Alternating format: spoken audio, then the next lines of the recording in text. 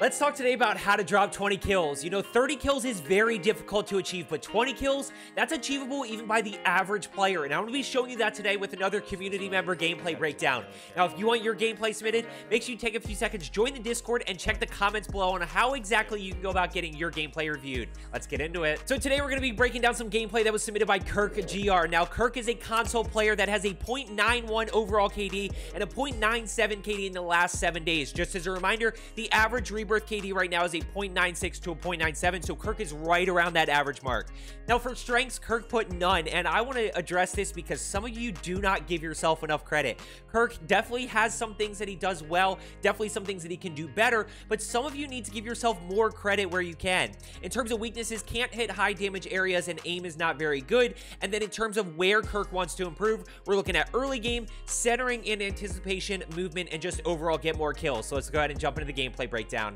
So as we're dropping in here, this is going to be a 13 kill win that Kirk has. And throughout the game, I'm going to show you 7 kills that he could pick up that would allow him to get to that 20 kill mark. We're also going to be breaking down things that Kirk does well, things that Kirk doesn't do well, and really, again, focusing on console tips, which are going to be higher sensitivity, keep your distance, and use information to your advantage. Specifically on that last one. That last one's going to be crucial for console players, and we're going to see that throughout this gameplay. So he's just kind of looting up here. He's going to be able to get loadout in a few minutes here, but right now we don't really have a ton of information. There's no red dots around, and when you're dropping in here, what I am looking at and looking for is just hearing enemies shooting or seeing red dots on the minimap to understand where those people are. Now, we're not even at a point yet where he could potentially get a kill. We're still clearly at that 0 mark. But throughout the game, I'm going to put a little overlay up near the kill counter that shows you +1, +2 to ultimately get us to that 20 kill mark. I think a lot of you have potential to drop 20 and you can execute.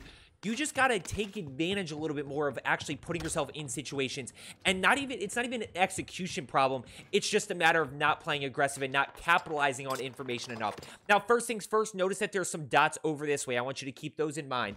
This is going to be the kind of the first situation that where we talk about taking a look at, okay, how do we miss a kill? Well, we know that there's people over this way, but what you're going to notice is he's a little focused too much on looting. This is where I say a lot of you focus too much on looting. He's going to go ahead and pick up 1 kill right there. Now, we check the heartbeat sensor. 2 people, 40 meters straight ahead. He has loadout. He has heartbeat. He knows exactly where they are. This is a situation where even though you're on console and I tell you to keep your distance, remember, keeping your distance on console means staying outside of that 5 to 8 meter range where you can really get your camera broken, which we're going to see in a second here. But staying outside of that range, that doesn't mean you can't push into a building. 43.1. So this is going to be situation number 1 where I say that he loses a kill. If he goes and he puts himself a little bit more in this situation, you know, he can easily pick up one of these kills and go ahead and start to get closer to that 20 kill mark by the end. Now, as he pushes up here, he's going to go ahead and challenge this way, and you're going to see this rose skin break his camera. This is a great example of keeping your distance because he loses the ability of him pushing somebody. Now this rose skin is pushing him. You notice that slight variation, that slight difference there. Because he pushed over without the information, because he no longer had that information, now the rose skin has the advantage, and he puts himself too close, and he ends up going down. So instead of having 2 kills and no deaths, we're at 1 kill and 1 death. He's going to fly back in. He's going to go back in living quarters. It's okay. Like I said, 13 kill win here, and he still could have dropped 20. This is something that I want you to understand. You are still in a position to drop 20, even if you die early on. It can still happen. It depends on lobby health sometimes. He grabs this stand right here, and now he's going to go back to work. So he's going to go ahead and keep pushing here. Grab the automaton, and then we're back in. Now he's going to go ahead and see somebody around this way. And we are going to miss 1 kill right here. So he's going to go ahead and see that person. We're going to miss him in a second. Now, we're going to go ahead and see what we can find. He hears this one over here, and he actually does a great job of centering and anticipating. This is where I say I think Kirk needs to give himself a little bit more credit. He actually does a really good job. Notice he's centering throughout this fight. He's trying to see where he is. He's using movement, and he's able to get that kill right there. So we're going to go ahead. We got 2 kills now. He's got his loadout guns back, so he's in a good spot. He's going to quick plate up, and then we're going to be good to go. Then we're back in the action. This is where I talk about as soon as you have loadout, and as soon as you, that kind of one kill is most important. Now, he's lucky that that one kill gives him his loadout back, but he's going to go ahead. He sees information right here. So here's kill number 2 that I think he could have taken advantage of that would have allowed him to push closer to that 20. He knows this person's in here. He knows this person's on the 2nd level. So now he just needs to go and put himself in this situation carefully and strategically as a console player, making sure that you center, you know, 39.4. He gets the confirmation on heartbeat. He just ends up not pushing this. And this is where we start to talk about pace of play. Start talking about putting yourself a little bit more in those engagements. Doesn't see anybody over here, and he's going to end up just pushing back. Not quite ready to go push yet. Not going to push in. And this is where we need to put ourselves... Okay, now that person's gone. So that person's already disappeared. That person pushed back further. They ran away. That's a lost kill right there. So that is lost kill number 2. Now, we're going to have another few minutes till we get another one. But he's going to go in and rotate over this way. And let's start to see what we can find. A lot of times what we're going to see in this gameplay is the fact that he gets information on heartbeat sensor or on the minimap, but then doesn't actually go and execute. Now, the crazy part about this is... And even looking at an average Rebirth player that, you know, statistically that he actually hits shots very well. Like I said, he is good at centering. He is good at anticipating people. Nope, grab your heartbeat back. It's just a little bit of confidence and a little bit of information that he's struggling with in terms of executing on that information. Now, he knows that there's people over in control this way, trying to see what he can actually find. Nothing on heartbeat just yet. Nothing on heartbeat just yet. And he's going to go ahead and push in. Now we're going to get 1 ping, 45.2 pings, 45.6. So he knows that there's people over there. You can hear the shooting. There's definitely a silencer, but he's going to go ahead and push over. He sees one down below. And notice, watch him execute. He executes. He's going to get the precision airstrike notification from across the street. So we need to keep that in mind. That's probably an extra kill right there. Knowing that there's a person across the street could have easily executed on that. But we're going to go ahead and push up. He's going to see what he can find. One flying in. Hostile dropping into the area. So this takes out this person, and I want to highlight this person right here. Notice this one right here. I am taking this as a free kill, especially because Kirk has a sniper right here. So now all of a sudden we're +3, +4, depending on... You know, we're probably +4 at this point because of the 2 early, the one across the street, and then this one back here. And this guy just keeps shooting with a sniper, and Kirk has a sniper, so that should be a free and easy kill, especially if that person's just not moving, which, look, they are still shooting over here. So that's a free kill right there. So we're at 4 already. We're going to go ahead, and he's going to fight a lot in control, and he's going to start to execute really well. And this is also what I want to highlight here in terms of dropping 20. The pace doesn't always have to be incredible. It doesn't always have to be super fast paced like you watch me play sometimes. It's okay to have these slower paced 20 bombs. Now we're going to go ahead, see what we can find. Nothing really just yet. Check heartbeat. He's got one right there. I'm not even taking that as a free kill. What I am taking as a free kill that he should have had is now going and pushing this player. As soon as you break that player and you have the advantage, go push that. Yes, make sure you anticipate. Check heartbeat, 18.3. You know this person is in there. Go run at that guy with your MP40, with your SMG, with your sniper support, and go challenge. Essentially, what then happens is he disappears. Not totally sure where he is. He's over this way, kind of loses track of him, doesn't really fully anticipate and be ready and check corners, and he doesn't die here, he just doesn't get this kill. And now that's the 5th free kill. Like I said, 13. So we're looking for 7 kills that we could potentially pick up. Now he has 1 to the left and 1 to the right over intense. So he's doing a good job. You can see that he's centering his crosshairs and he's ready. Now, would I like to see him slide cancel around corners a little bit more? Absolutely. But you can tell that he's thinking about where people are. One definitely over that way. And he just completely forgot about the person under him. Trying to see what he can find over this way. And keep in mind, we're at +5. +5. 1 over this way still. Now he's going to pull out the crossbow here in a second and get one of these kills. But he's not going to get the second one, which is the one I really want to focus on. That's the one that I think is the free. So there's a kill. He's got 5 kills. No, not a good pace. Still going to be a great game.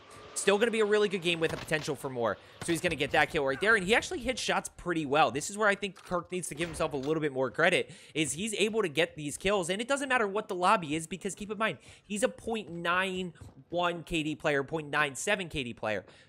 So 1 over to the right, 2 over to the right, actually. Trying to see what he can find. Notice the centering. He does a very good job of anticipation. This is where, even if you hit okay shots, he gets the kill right there. Even if you hit okay shots and, you know, anticipate well, you can still win a lot of gunfights just because of how fast the TTK is. Now he's got 7 kills with 13 still alive. One flying in. He's going to go ahead and challenge. Great job using the mini-map to see that that person flew right back in on control, and he can execute on that. Now he knows there's one still up top. He's going to go ahead and reposition here, try to see what he can find. One right there, and that's where he's continually hits shots and executes, giving himself the fastest TTK. Right there, he's at 9 kills. There you see how quick this game can change. How quick you can turn a mediocre / below average game into an actual decent game here. One flying in over to 10s. And to be honest, you know, look, are there certain things that he could definitely do better? Absolutely. Is he capitalizing on a lobby where he's probably a better player? Yes. But look, I'm a very positive person. I like to take a look at a lot of the positives as opposed to the negatives. Here's free kill number 6. You know where this person is. Gonna shoot the crossbow right here. Decides not to challenge. Notice the confidence change. And this is what's tough. This is where I think a lot of you struggle is you've just gone on a really good run of getting kills, executing really well, and then all of a sudden you're like, no, now I'm nervous to challenge. I don't want to challenge just yet. You know, he knows that person's over there. He has the advantage when it comes to having the MP40, having loadout, having the heartbeat, having the information about one being over there, still over there. Go challenge this person. Definitely, and I don't think it might be the same person. I'm not totally sure. I still have another 3 kills that he could pick up to drop 20. I know we're at 6, so we're looking for 7. Gets the information. 2 over this way. I'm taking this free kill. 100%. You gotta hit this shot. You gotta hit that shot and take that kill from the one to the right. But either way, you should probably go push. Now, I'm not saying go push this immediately, but at the end of the day, I want you to notice something. This is where I want you to start to really think about endgames. Look at what he's got right here. So he's got 1 over on the boat. He's got 1 over here, and he has 1 that shot him from up near tower area. So you know where 3 of the last 4 players are, okay? You know where 3 of the last 4 are. You have 1 missing person, but you know one's over on the boat. You know one's to your left. You know one's right behind you. So start to execute on that information. Think about who you want to challenge first, and this is where we're going to start to pick up a lot of kills in endgame, and you can still rack off, you know, 2-3 kills in that endgame to eventually hit that 20 bomb. So we're going to see what we can find here. Nothing really yet. Notice that 1 person died. So I know where everybody is at this point. There's 1 behind by tower. There's basically 1 down to the right over here. And there's 1 still by the boat area. And you're going to be able to confirm that in a second as soon as you can hit the communication tower. He can't hit it just yet, but he can still nothing that way. So no information just yet. No information. Can't hit communication. Can't get a UAV up or anything. And he's basically, a lot of what he's been acting on is his heartbeat sensor and hearing shots fired. He hasn't really had UAVs up at all. I don't think he had 1 up the whole game. There's the communication tower. Okay, right here. You know where every single person is. Give it 1 more ping. You're going to know where every single person is. There you go. 3 people left, and this is the way you got to start to think endgame. You've got 1 here. You've got 1 here. You've got 1 here. First player up, I'd challenge this guy. I'd find a way to kill this guy to the left, or you go challenge this guy to the right. I'd probably challenge left first because left has to move in about 10 seconds. But be careful of behind you. Now, this is a free kill. This person has to rotate out in the open. Yes, you have to hit your shot. You got to be careful of this one right behind you, which he's going to. But he takes too long. Go challenge this immediately. Go challenge this immediately. He's going to challenge. He sees 1 right there. At this point, the other guy now died. So the one to his left died. And then we, of course, pick up the last one. So there's how he could have dropped 20 kills right there. He's going to execute on this last guy right here and pick up the win. We'll go ahead and coach you through endgame here as well. You know I love coaching through endgames. Where's your power position? Where's your cover? Trying to figure it out. Power position is going to be top control. Cover is over to the right. He knows he's down here somewhere, just not totally sure where. Use the heartbeat. You don't see anything. Can you hit communication tower? You can. Now, UAV is a little bit risky here. I know that's probably what a lot of you are thinking, but it is a 1v1 situation, and you put yourself a little bit out in the open if you're going to get a UAV. You know he's over here somewhere. Think back to the communication tower. You know he's over here somewhere. It's just a matter of where. He's going to see what he can find. Now, he does have to move, but he has a lot of cover. Where's your power position? Where's your cover? Probably backside wall or on the truck over here somewhere. Let's see what we can do. 1 over this way. He's going to see him right there. Now, good job tagging him up. That buys him time to fall down. Now he's going to hit him with the sniper shot. He's going to break.